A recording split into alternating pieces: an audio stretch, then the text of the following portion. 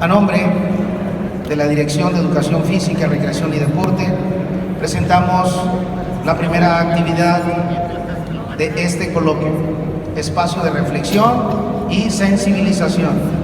Está con nosotros la psicóloga Alma Celeste Valdés Ayala, quien es asesora pedagógica del nivel primaria y consejera de COPREVEN, responsable también de desarrollar los trabajos en este panel. La recibimos con un fuerte y caluroso aplauso.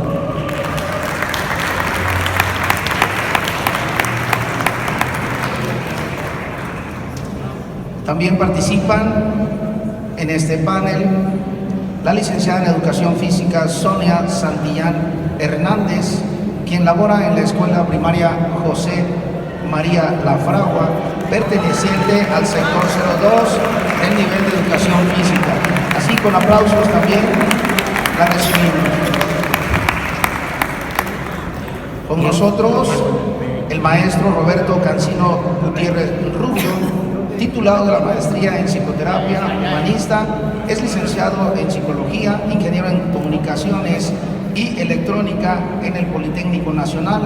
En su momento fue merecedor del premio al mérito para personas con discapacidad por el gobierno de nuestro estado. También lo recibimos con un fuerte y caluroso aplauso.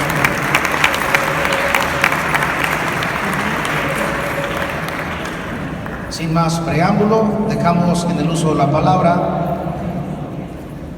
a la psicóloga Alma Celeste Valdés Ayala. Muchas gracias, maestro. Sean todos y todas ustedes bienvenidas. Muy buen día a este coloquio de educación física. El día de hoy nos toca iniciar a esta tercia de profesionales en la educación con esta parte de la sensibilización bastante importante, porque antes de tener cualquier rol, cualquier cachucha, somos seres humanos, y eso siempre debemos de recordarlo. Siempre que nosotros estemos parados en una cancha, detrás de un escritorio, en un panel, donde quiera que tú estés, debes de recordar que eres un ser humano, y como ser humano estás siempre en contacto y eres un ser social que está en constante coordinación con otras personas igual que tú, con algunas laceraciones emocionales por la propia infancia, por la propia vida, pero sobre todo por la propia crianza. Bueno, vamos a comenzar el día de hoy este panel aquí con el maestro Roberto y con la maestra Sonia. Antes que todo quiero darles la bienvenida. Maestra Sonia, es un gusto y un honor compartir el día de hoy e iniciar con esta gran profesionista que siempre lo he dicho, la mejor maestra de educación física, que no solamente tiene la 215. Bienvenida, maestra Sonia. Gracias, y pues gracias por tomarme en cuenta para hacer esto. Maestro Roberto, igual un honor estar contigo el día de hoy, esta mañana. Un excelente maestro y sobre todo excelente ser humano, un ejemplo a seguir, maestro. Bienvenido. Hola, Celeste, muchas gracias y muchas gracias a todos, a la organización de este evento, por darme la oportunidad de estar aquí y poder compartir un poco de mi experiencia con todos ustedes. Muchas gracias. Bueno, iniciamos. Maestra Sonia, ¿cómo se ha sentido Sonia, la mujer, el ser humano, a través de este tiempo compartido en la docencia, cuando te ha tocado ser o presenciar algún tipo de laceración o de violencia de alguno de los docentes sobre de alguno de los niños o las niñas con las que te ha tocado compartir en esta carrera profesional? Bueno, pues para comenzar, no solamente los docentes, a veces entre los niños. A mí me llamó mucho la atención estudiar educación física, siempre me ha gustado el movimiento y me daba como tristeza que había niñas que no querían moverse porque les daba pena, porque otras les hacían burla Entonces de ahí como que empecé a ver que había un poco de, ¿qué podríamos decir? Pues mala voluntad, ¿no? Entre los niños. Cuando ya por fin estuve frente al grupo en la cancha, trataba yo siempre de a los niños decirles, tú puedes, tú puedes. Incluso hay una parte que me gusta mucho recordar de un niño que me decía que otro le decía un apodo. Y yo le decía, no le hagas caso, no le hagas caso. Cuando pasas y un perro te ladra, si tú le haces caso, el perro te sigue ladrando. Y tú no le hagas caso, así igual. Y ya pasa. Y al rato, no sé, como a los 2 días me dice, gracias por decirme lo que me dijiste, porque ya no me molesta. Yo he sido muy terca, en el sentido de que cuando me dicen no, más lo hago, más trato pues de echarle ganas, ¿no? De decir, sí puedo, incluso con mismos compañeros, ¿no? Me hacían la burla porque yo ya entré muy vieja a la normal de educación física. Y yo decía, no, pues puedo. Ya más adelante, pues sí, me tocó por ahí con un directivo tener algún problema, pero pues en mi parte sí me he sentido muy mal, pero como les digo, soy muy terca y digo, no, pues puedo. Sí hay veces que sí llego a bajar la guardia, de hecho, pues ahorita como estoy, fue por tanto estrés que tuve por ahí. Pero sí es una parte donde por ejemplo, a mis niños siempre les digo, es que tú puedes, es que no te quedes con lo que te dicen, tú busca más lo que puedas hacer. Y pues a veces no solo de parte de los directivos, a veces también de los padres de familia, hay esa mala voluntad. Yo soy una maestra muy, ahora sí que digamos, muy metódica, como que me gusta mucho la disciplina. Entonces a veces sí les llamo la atención a mis niños, pero yo les pregunto primero, ¿tú sabes por qué te estoy llamando la atención? Y ya ellos, quiero que analicen, yo a lo que quiero llegar es que analicen, bueno, ¿por qué me está llamando la atención? Y ya, como ponerme de acuerdo con mi niño, con mi alumnito, ¿no? Pero los papás a veces no lo ven así y pues sí me ha tocado pues por parte de ellos ser agredida. Bueno, la maestra Sony, esto que nos compartes en relación a ponerse de acuerdo las partes. Algo sucedió en el modelo educativo porque hay 2 modelos, el modelo educativo profesional y el modelo familiar. Cuando el modelo familiar se puso en contra del modelo educativo, es donde empezaron las aristas, y en esas aristas también empieza a sufrir una violencia el docente. ¿Por qué? Porque es colocarlo y develarlo, que ahora él puede ser no motivo de hacer una crítica constructiva, porque todos tenemos o debemos tener un pensamiento crítico, más no hacer un perseguimiento contra el docente.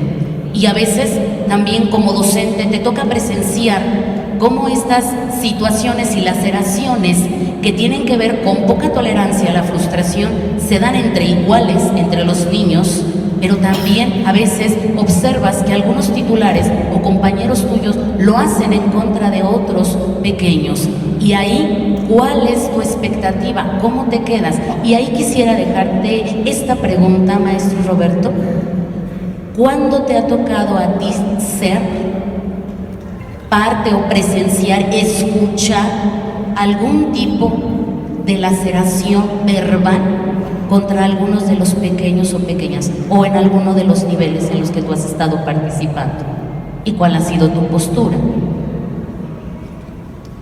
Bueno, yo tengo como que 2 enfoques, o tuve la oportunidad de vivir la experiencia docente de 2 enfoques.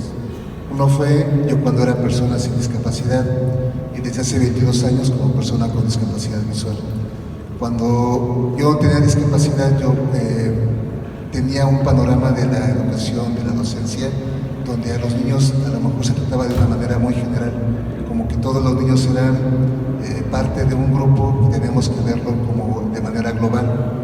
Y no había, a lo mejor, o yo no tenía esa parte de una sensibilidad, de poder comprender que es importante tener tres condiciones que para mí son importantes, que yo he aprendido ahora, que tienen que ver mucho con el trato a las personas, y que creo que en algún momento Carl Rogers, que fue un psicólogo muy nombrado, muy famoso en Estados Unidos, él lo manejaba en su atención psicológica o psicoterapéutica, pero que yo creo que es importante que lo tengamos ahora todas las personas que estamos en contacto con un ser humano, todos quienes tenemos a nuestro cargo esta misión de formar personas, que son dos preceptos básicos, que es la empatía, es tener una aceptación incondicional a la persona y es tener también una autenticidad como nosotros como docentes.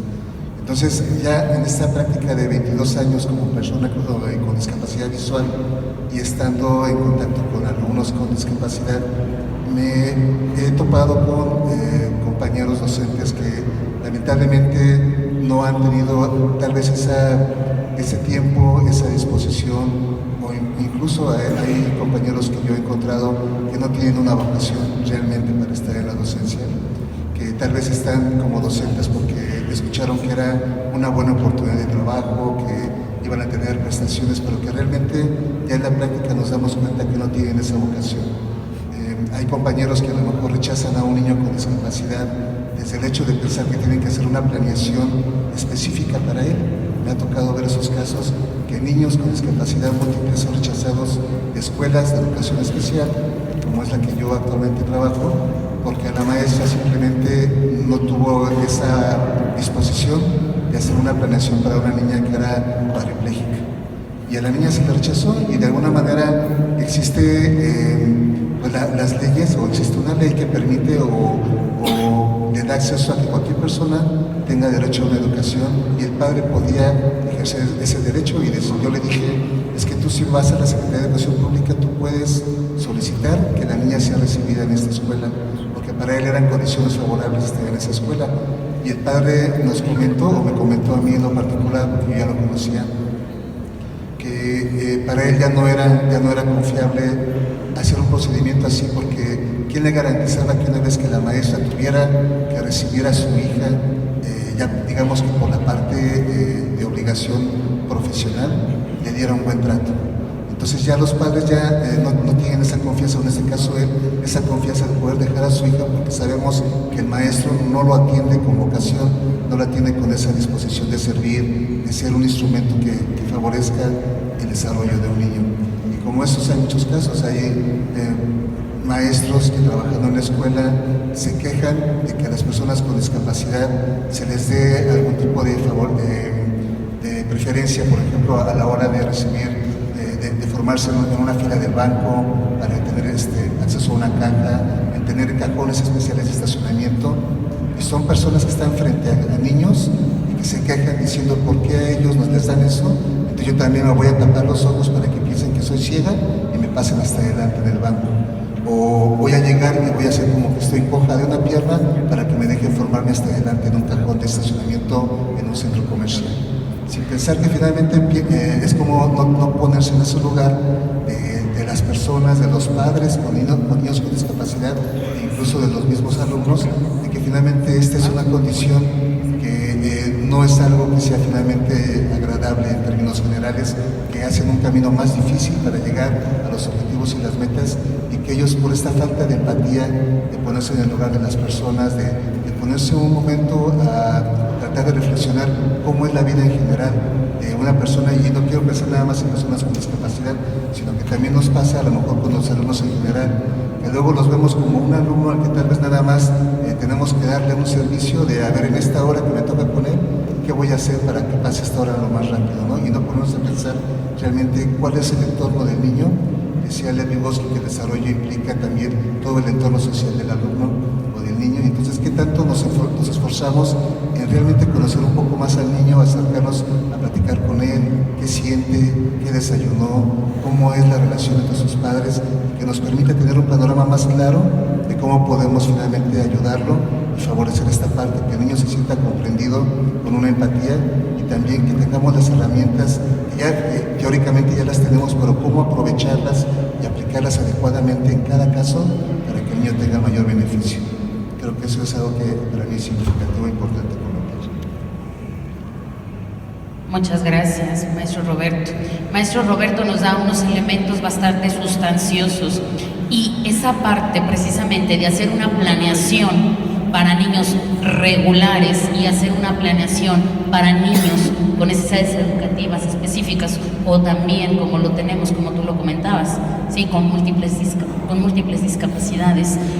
Maestra Sonia, en este ejercer de cuando te toca estar frente a la cancha, en ese primer momento que te toca recibir un niño con estas necesidades o también los niños con trastorno con déficit de atención, esos chaparritos impulsivos, sin regulación, con una difícil conexión social. ¿Qué sucede entre Sonia, esa primera profesional que se acerca ante estas necesidades, y Sonia, la maestra actual, con todos estos años de experiencia? ¿Nos podrías compartir un poco cómo fue esa primera parte, esa primera fase? ¿Cómo lo tomaste? ¿Cómo te sentiste? ¿Lo viviste? Pero sobre todo, ¿qué sucedió internamente entre esa Sonia con toda esa nueva experiencia, con toda esa buena voluntad y esta Sonia con toda la experiencia de ahora? Bueno, pues sí, he de decir que al principio fue difícil, me desesperaba, sí, me desesperaba yo, porque decía, ¿por qué pasa esto? Y yo sí, ¿no? Al principio sí lo regañaba, todo. Pero resulta que una vez, me acuerdo mucho que una niña que nunca quería participar, y un día dije, no, pues ya, le voy a poner baja calificación. Pero pensé así, bueno, ¿qué está pasando? ¿Qué pasa más allá?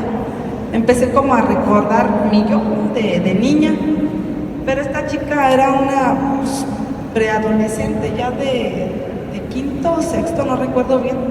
Entonces empecé a platicar con ella y resulta de que la niña me empezó a platicar cómo se sentía, que se sentía, no se sentía segura de sí misma. Bueno, al último así acabé hasta dándole tips para lo de los barritos, todo. Entonces como que la niña, yo siento que al principio me tenía hasta miedo, no sé. Y empezamos a platicar ya, Atsiri Yareli, me acuerdo, porque siempre le decía yo por su nombre completo y ella así como que se sentía agredida.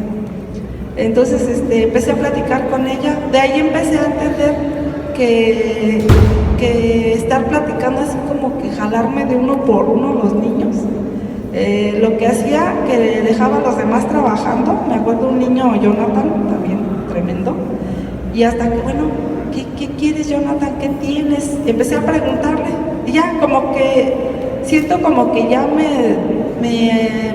me tienen confianza y ya, y sí estar negociando casi, ¿no? Todavía hace poquito, unos días, con un niño, Marcos. Es que me da risa porque mi practicante es lo único que se oye que le habla a Marcos. Y bueno, Marcos, ¿qué tienes? ¿Qué quieres? Ya como que le baja tantito, pero si es cosa de estar, me dicen los papás, es que ya hablé con él. No hablé con él una vez, es a cada ratito. Y yo con ellos, a ver, ¿qué quieres? ¿Qué tienes? A ver, ¿qué te pasa? Entonces siempre estaba así como, bueno, ya hoy me prometiste que te vas a portar bien, ¿cómo? Sí. Y se portan bien un ratito y al rato otra vez como que se les olvida, pero ahí va otra vez, a ver, ¿qué pasó? ¿Qué dijimos? ¿Qué me prometiste? Entonces como que así tratar pues sí, así de ganarme su confianza, porque ya no me sirve a mí el hablar con los papás, porque realmente veo que en casa no tienen esa disciplina, esa cultura de que el papá ahora platique con los niños. Yo me he fijado que eso ya no pasa. En mis tiempos, ya hace mucho, era de platicar, luego después de la comida, la sobremesa, ¿cómo te fue? ¿Qué hiciste? Enséñame la tarea. Ahora no les interesa a los papás, no sé, les da flojera. Entonces, ¿qué tengo que hacer? Nadar contracorriente y solventar lo que se pueda hacer. A ver, fulanito, ¿qué quieres? ¿Qué tienes? Porque sí es muy difícil ya el querer hablar con los papás. No te creen, dicen que no es cierto, que en la casa se portan bien. Siento que no es cierto, o sea, yo tengo hijos, tengo una nieta y no es cierto, o sea, un niño que tiene la educación, que tiene el contacto con los papás, la comunicación, no se comporta así. Entonces, es eso, estar nadando contracorriente y jalarte el niño acá. A ver, ¿qué quieres? ¿Qué tienes? ¿Qué te pasa? ¿Por qué te portas así? Y como que ya ellos, les digo así como, me tienen más confianza y están negociando esa parte. Muchas gracias, maestra Sonia. Maestro Roberto, ¿alguna vez en todo tu ejercer profesional te ha tocado dar un acompañamiento y hasta dónde involucrarse con algún niño, algún chaparrito, algún alumno tuyo, con alguna necesidad educativa específica o que ha sido violentado de manera física, verbal o ha sufrido algún tipo de violencia? ¿Te ha tocado en este ejercer estar cerca de él? ¿Cómo lo has tomado? ¿Cómo lo has manejado? Pero sobre todo, ¿cuál es la huella que ha dejado hacer este acompañamiento en el ser humano Roberto?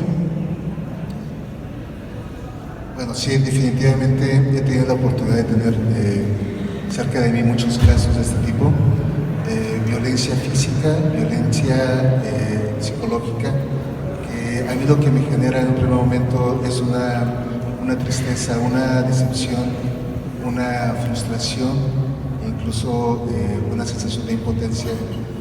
Cuando nos damos cuenta de cómo con un poco de disposición podemos conseguir cambios maravillosos en los alumnos, sin embargo nos negamos a esa oportunidad de tener ese acercamiento, esa disposición. Casos, por ejemplo, una alumna que llegó a mí, una niña ciega que vivió en Lázaro Cárdenas, fue hija de una madre que se dedicaba a la prostitución. Y entonces la niña nace ciega, la madre decide dejarla con la abuela, y la abuela, por esta falta de querer atender a la niña o por vergüenza de lo que fuera a pensar la sociedad o sus vecinos de tener una nieta ciega, la dejó encerrada en la casa, en un cuarto donde la gente no sabía que ahí estaba una niña ciega. Pasaron 9 años de la vida de la niña sin que la llevara a una escuela, sin que nadie platicara con ella, hasta que alguien la descubrió. Ahí alguien que por un accidente, la niña le fue retirada a la abuela y la trajeron aquí a Morelia, y entonces llegó a la escuela donde yo trabajo actualmente, y me tocó atenderla, aprender, y me di cuenta de esta parte. De hecho, a mí esto me motivó, esto que comenta Celeste, cómo nos cambia la vida, cómo nos mueve en esta parte de querer hacer algo. Yo mi tesis de la licenciatura en Psicología Educativa la hice licenciado en esta niña, en esta cuestión de cómo favorece la psicología y la creación temprana a los niños con discapacidad visual para tener un desarrollo normal, o digamos dentro de estándares normales. Esta niña a los 9 años no podía hablar, apenas se movía, no tenía la motricidad ni fina ni gruesa adecuada, y por supuesto también el desarrollo intelectual está pues de alguna manera limitado por esta cuestión de no tener interacción social. Entonces nos tocó trabajar con ella en esta parte desde poderla fomentar, poderla favorecer de la estimulación temprana, no temprana, pero sí de los músculos, animarla a caminar, tener este grado de independencia y de confianza en ella misma. Por supuesto la parte de los contenidos educativos, que finalmente a mí me marcó mucho en esa parte de cómo finalmente el no tener la atención adecuada desde el contacto con la familia, desde esta parte que comentaba la maestra Sonia, tener esa oportunidad de platicar con los niños, de preguntarles cómo están, cómo se sienten, escucharlos que nos tienen que comentar, compartir, y no nada más a lo mejor por ver si lo que nos dicen o no es verdad o no, sino qué que ellos sientan que les estamos dando esa atención de escucharlos, de comprenderlos. Para ellos es lo más significativo que realmente poderles resolver los problemas. El hecho de que sepan que tienen a alguien que los escucha, alguien en quien apoyarse, eso es muy importante. Y como es el caso, pues he tenido varios, sobre todo muchos de abandono familiar, casos de violencia física, donde a los niños desde pequeños se les obliga a trabajar, a estar en las esquinas pidiendo una limosna o vendiendo dulces. Y finalmente se olvida esta parte de los derechos que tienen los niños desde hace 50 años, que no estableció la ONU, derechos al juego, derecho a ser protegidos, derecho a una educación, y que finalmente ellos se ven totalmente violentados en sus derechos como niños, que finalmente es por esta falta de disposición o de conocimiento tanto de los padres como de los mismos docentes, de los maestros que tienen esta oportunidad. Sin embargo, no se dan ese tiempo de conocer más al niño, de contactar con nuestra vocación como tal, que estamos en un lugar donde tenemos que pensar que somos esa herramienta o ese instrumento que puede potencializar el desarrollo de un niño, y que por no darle una atención adecuada a tiempo y dejar nada más pasar esa oportunidad, se puede quedar atrás, o se puede quedar lejos de lo máximo que puede alcanzar. Gracias, maestro. ¿Cuántas veces nosotros, docentes, desde donde estés, ya sea que iniciaste en la cancha o eres administrativo, directivo, en algún momento ante alguna situación, sobre todo por alguna de las autoridades inmediatas superiores, te han hecho dudar si fue la mejor elección? Que te has vivido perseguida, perseguido, violentado, violentada. En alguna ocasión o en varias ocasiones, algunos de nosotros nos hemos replanteado o nos hemos preguntado: creo que esto no era lo que yo quería. Yo no esperaba, antes de entrar a la normal tenía unas expectativas distintas de lo que era ser docente de educación física o en cualquiera de las áreas que tienes. Sobre todo al sentirte, vivirte vulnerable ante un administrativo superior a ti. Maestra Sonia, ¿en algún momento te has preguntado o te has reprochado el haber elegido la profesión que elegiste? No, en ningún momento, pues vamos a decirlo así, románticamente fue mi sueño desde niña, pero ahorita que me hace esta pregunta, una vez con una profesora de grupo, los niños en la zona rural eran muy traviesos. Entonces, yo para no regañarlos le pasaba la queja a la maestra de grupo, ¿no? Porque decía, no, pues es que para no regañarlos. Y me dice la maestra, ay, pues, te hubieras dedicado a otra cosa si no puedes tener el grupo, ordenado. Y ahí fue donde dije, ¿por qué? Entonces, yo voy a tener pues ser yo, ¿cómo les diré? La responsable de la disciplina del grupo. Resulta que cuando fui practicante me pasó algo muy... O sea, me hizo feo en ese momento. Ahorita digo, qué bueno que pasó. Pues uno llega así todo verde, ¿no? Y no tenía yo idea de cómo iba a hacer eso. Entonces, de tener la disciplina. Entonces, esa vez que me dijo la maestra eso, dije, voy a ser más, pues ahora así como, ¿qué diré? Más exigente con los niños.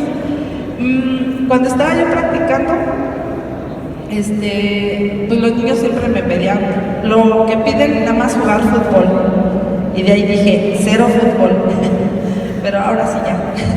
Entonces, sucede esto, ¿no? Que cuando ya soy docente frente al grupo, A mis practicantes me gusta que me lo respeten como si fuera otro maestro más.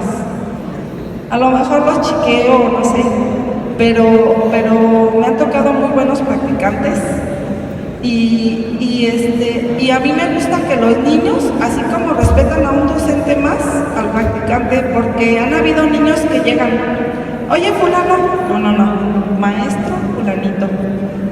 Primero maestro, ¿por qué? Porque ahí es donde empieza el respeto. Sí me ha tocado también con directivos el hecho de que quieran que yo dé más de lo que me tocaría dar. Un caso en específico, llego ahí a la zona rural, entonces hay poquitos niños en cada grupo y yo le digo al director, oiga maestro, deme chance de juntar grupos, porque eran grupitos de 9, de 11, así como que decía, ¿yo qué voy a hacer con tan poquito niño? Y me dijo, no, le digo, sí, deme permiso de juntar los grupos.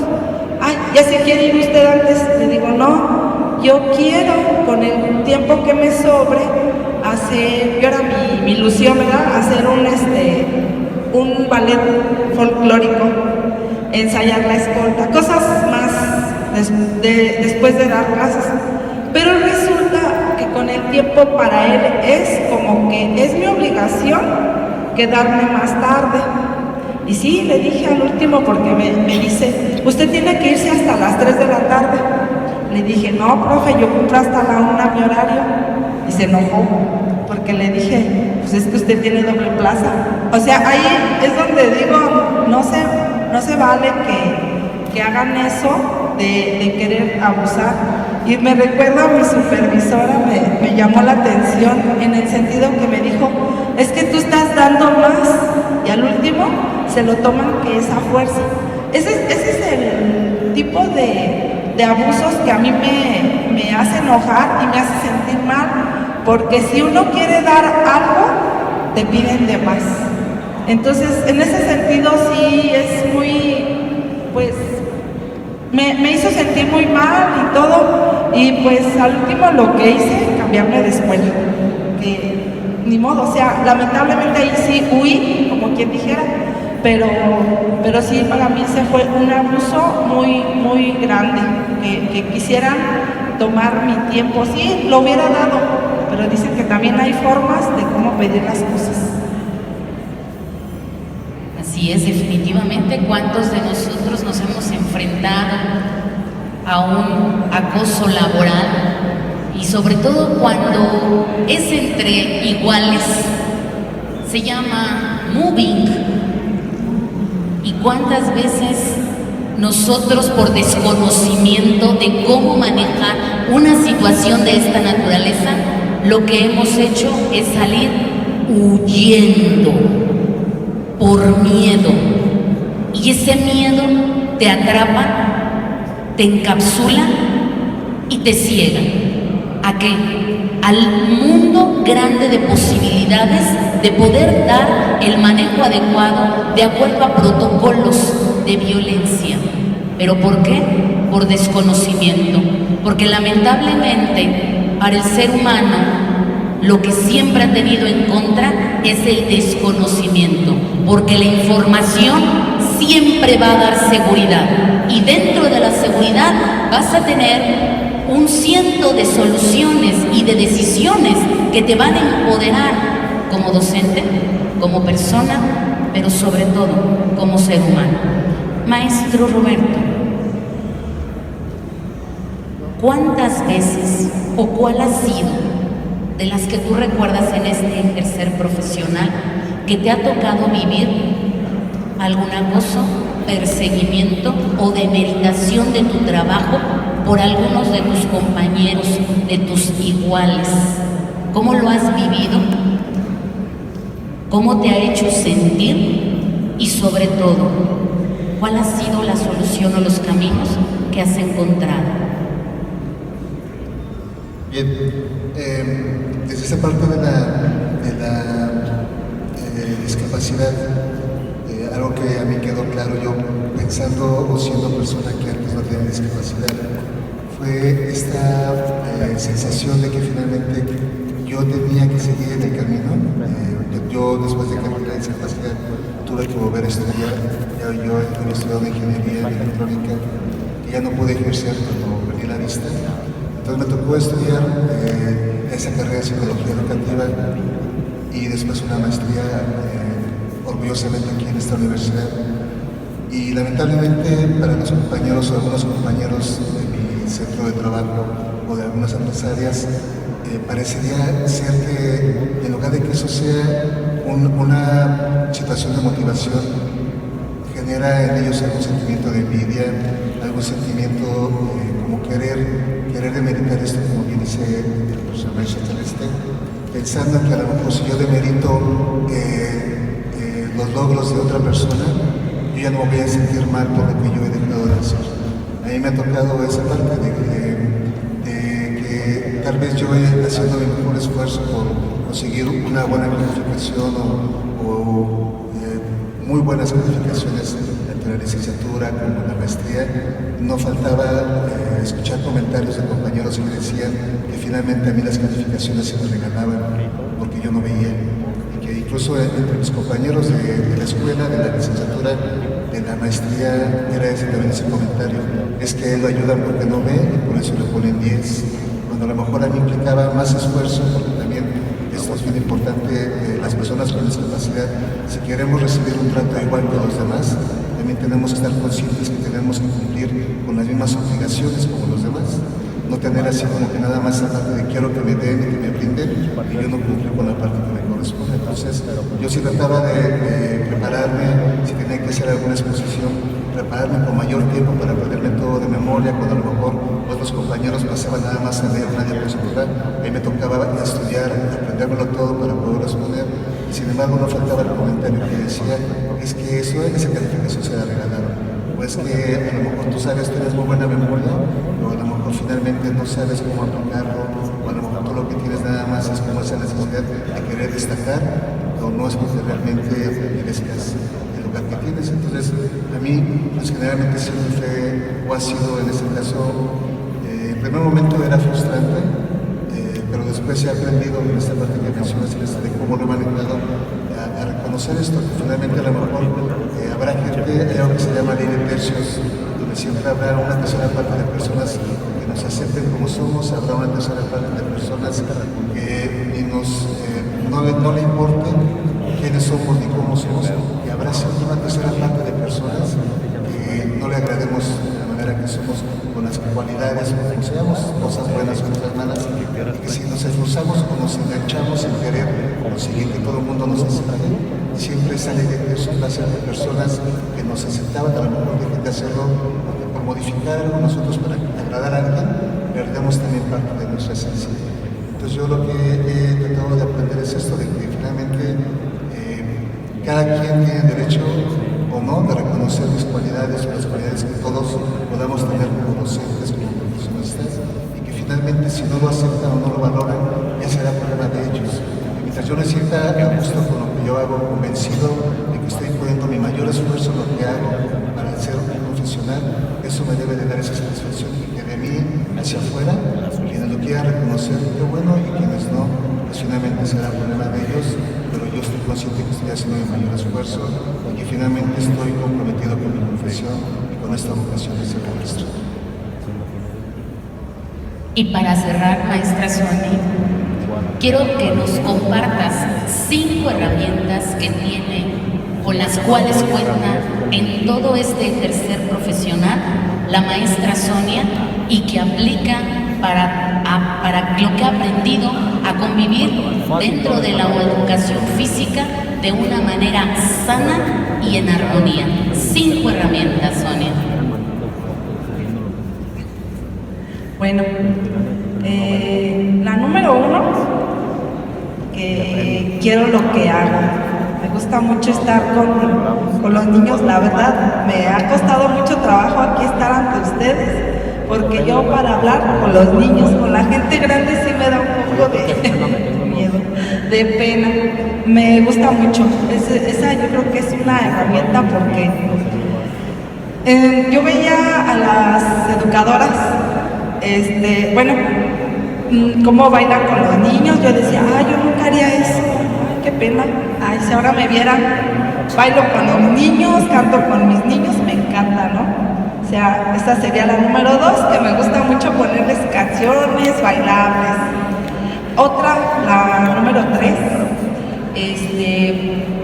siempre trato, y si lo logro, aprenderme los nombres de cada uno de mis alumnos. Dicen que lo mejor que puedes escuchar es tu nombre. A veces no nos gusta el nombre, pero llega tanto un momento en que dice, bueno, es mi nombre. Y sí, nunca llamarlos por apodos. Otra, pues sí, la que les acabo de decir, de jalarme al travieso y hablar con él, negociar con él ahí, ¿cómo, qué te sientes? Preguntarle, ¿no? Y otra, pues, ¿qué será? Pues son, no sé, no se me ocurre la otra, pero bueno, sí, estar uno contento, a veces llega uno todo triste y todo, pero pues yo creo que sería como, bueno, aparte de planear y todo eso, pues tratar bien a los demás. Ay, aunque a veces uno tenga que hacer así como quien dice por ahí de tripas corazón, pero pues son esas, a lo mejor esas son las que ahorita se me ocurren. Gracias. La misma pregunta, maestro Roberto. 5 herramientas para convivir sanamente desde donde tú estás en tu ejercicio profesional.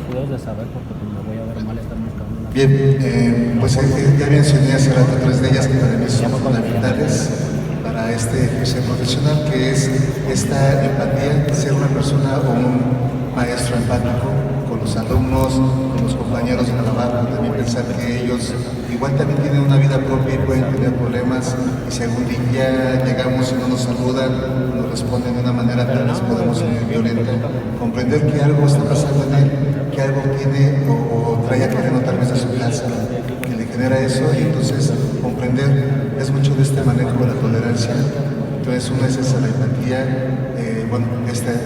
saber tener esta tolerancia, ser esta persona, aceptar auténticamente, o esta aceptación incondicional hacia los alumnos, no etiquetar, no pensar desde antes de conocerlo por alguna condición específica que tenga, cómo va a ser esa persona, sino darle esa oportunidad que se muestre y entonces aceptarlo incondicionalmente, no emitir algún prejuicio, simplemente dejar que se muestre y con base a eso ver cómo lo podemos ayudar.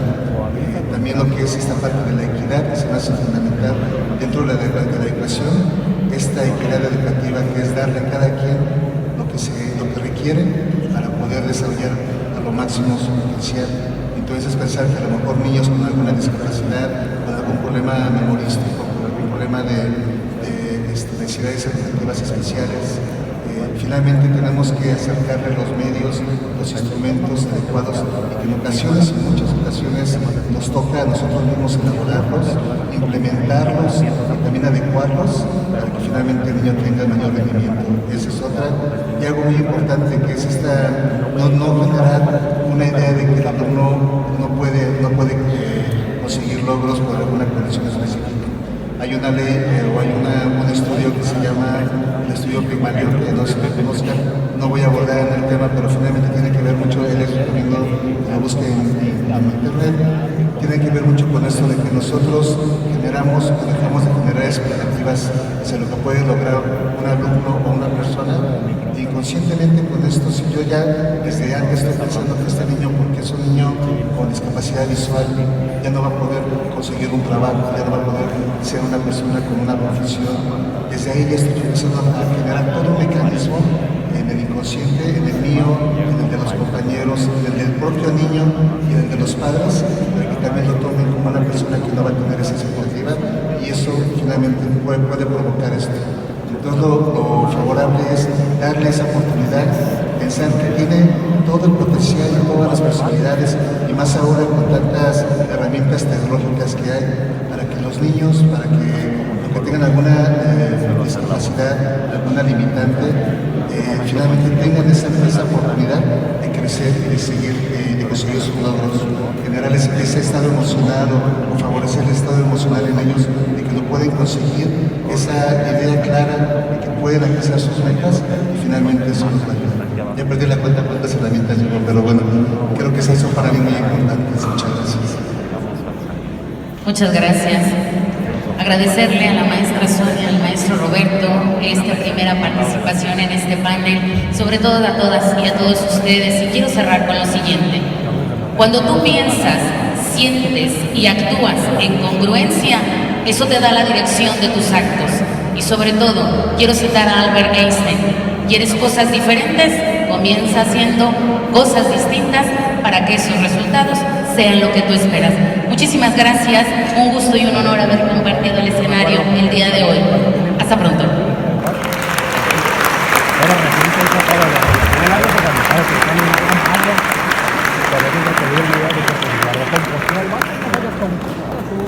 Agradecemos la participación de la conductora de este panel y también a los panelistas. En este momento se les va a entregar un reconocimiento. La Secretaría de Educación, la Subsecretaría de Educación Básica, la Dirección de Educación Física, Recreación y Deporte otorgan el presente reconocimiento a la psicóloga Alma Celeste Valdés Ayala por su